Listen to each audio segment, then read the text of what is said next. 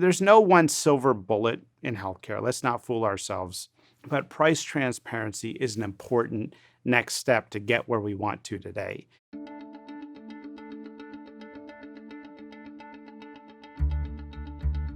You're a surgeon. When did the cost issue first kind of grab your attention?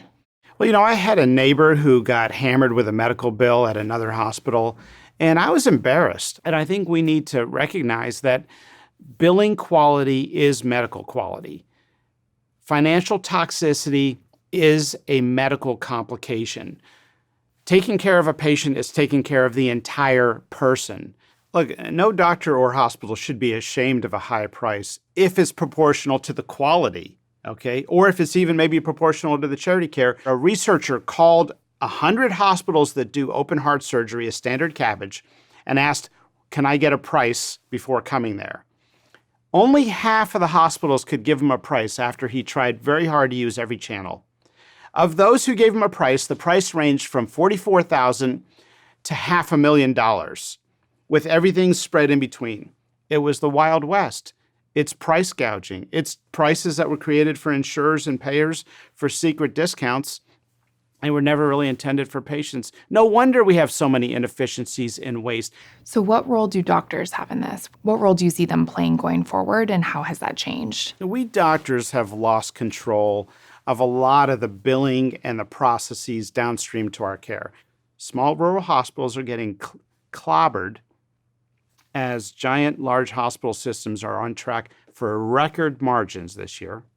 And the other stakeholder that's getting hammered is the patient, the one with probably the weakest voice in Washington, D.C. Physicians see equality in society, and that is our great medical heritage. And we've got to reclaim it. We've got to restore medicine back to its mission and cut through these money games. You had a study out of Johns Hopkins that 20% of doctors think everything in medicine is unnecessary.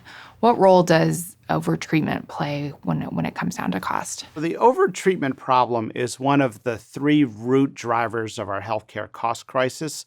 They are middlemen, pricing failures, and inappropriate care. And so what does price transparency look like to you? Well, to me, it looks like a travel website where you go on there and see prices. And it's not, this sort of fantasy idea that can happen 50 years down the road. It's already out there today. It's called MD Save. It's called Clear Health Costs. It's called fairhealth.org. These are the sites that are right now getting reference-based pricing or real prices. So what do you see as the biggest holdups to price transparency right now? I really believe we have good people in healthcare working in a bad system.